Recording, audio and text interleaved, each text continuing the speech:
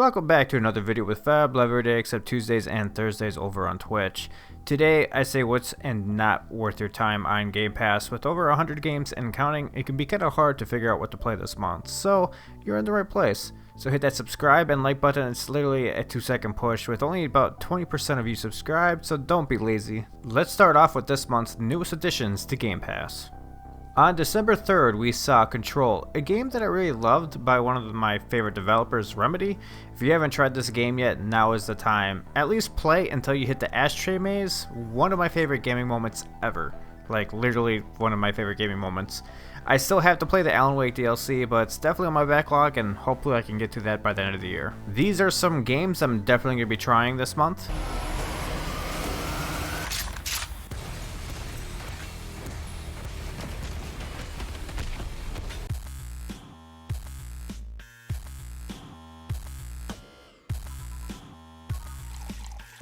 Games I'm maybe on, I don't know, we'll see how it goes.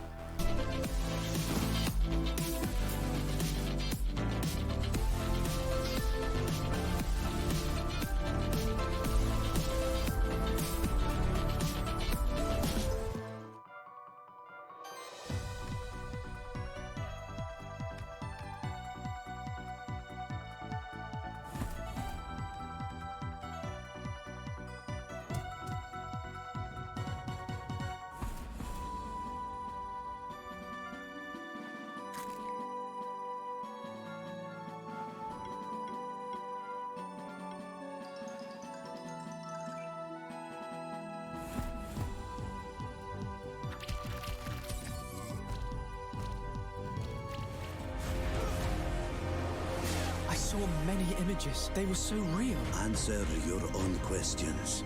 I'm de Sade, and I would like to negotiate her liberation. Who sent you to find me? Well, who are you? Your heart is the heart of a Renaigse.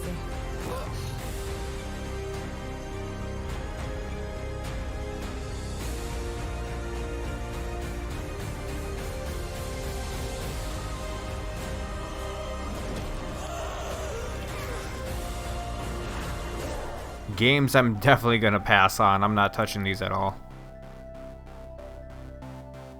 This month on Game Pass brought some notable additions and some games I'll probably pass on. As I focus more heavily on playing through some of these games, here are my top 3 must-plays and a couple games not to waste your time on, especially with Christmas break around the corner. So let's gear up and go on vacation. Gears of War Tactics. I played turn-based tactics games before with my first step into the genre with XCOM, but honestly I wasn't feeling XCOM at all. I played maybe 2 hours, so a couple years later Mario Rabbids for the Switch came out and well, it hooked me. I basically 100% that game, and it was just an overall blast. I dabbled into a couple other games, but none of them really grabbed me like Mario Rabbids did. So I was passing on Geared Tactics because I figured it'd just be more of XCOM. Well, I'm nearing the end of the game and I'm hooked. I loved it. From the combat to the skills to the story, I wish I didn't skip out on it initially, but it's hitting all the right chords right now. Even if you're not a fan of tactic games, I heavily suggest giving it a go. Coming from someone who's usually on the fence with these types of games, this is a perfect blend of casual and hardcore for everyone to find something that they love. Battletoads.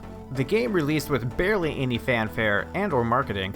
I didn't even know it came out, to be honest, until I was scrolling on Game Pass, obviously, and saw it there. Let's start with a negative. The game sadly has no online play, which is such a bummer because beat 'em ups are meant to be played with friends.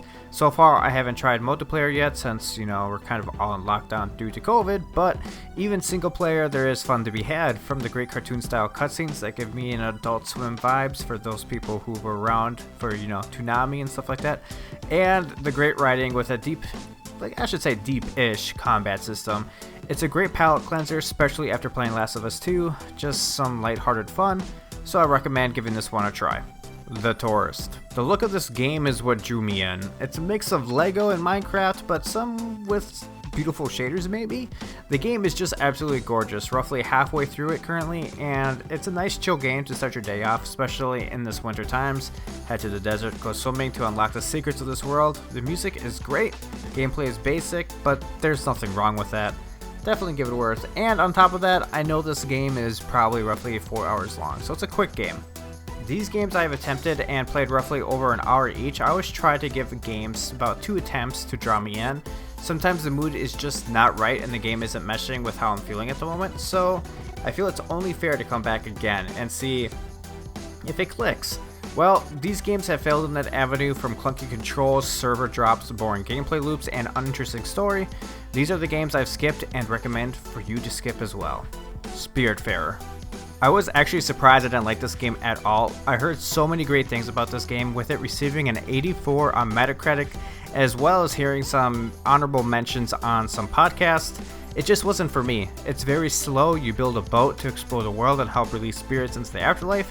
I will say it runs very smooth, the controls are responsive, the sound design is excellent. I can see what other people like in it, but for me, I don't know, it's a pass. I didn't enjoy it.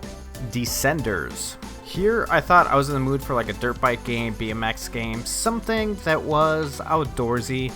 Well, Downhill BMX was pretty close to that. Played it and regretted it. From server drops, terrible controls, no sense of progression or improvement, this is by far the worst game I have played on Game Pass to date. That full hour I played felt like it was such a chore. Felt like I was going into work to a job that you absolutely hated, where your boss is sleeping on the job and you're expected to carry all the weight, and yet you're still getting yelled at for not doing enough. That bad. I honestly don't have anything positive to say about this game besides that it's on Game Pass, so that's a rip. Here are the games I played on Game Pass last month and what I thought of these games. If you'd like to see more in-depth reviews of those games, leave a comment down below. Or if you played any of these games, what are your thoughts about them? Was I wrong, or do you completely agree? With these new games coming out, I'm excited to get through them through Christmas break. Hopefully I can get a Series X. What are you looking most forward to? But anyways, if you haven't already, make sure to hit that subscribe, like, comment down below. We are working our way to 500 subscribers. I would like to hit that by the end of the year. If you haven't already checked out my second channel on Twitch, go ahead, the links are down below, and have a great weekend.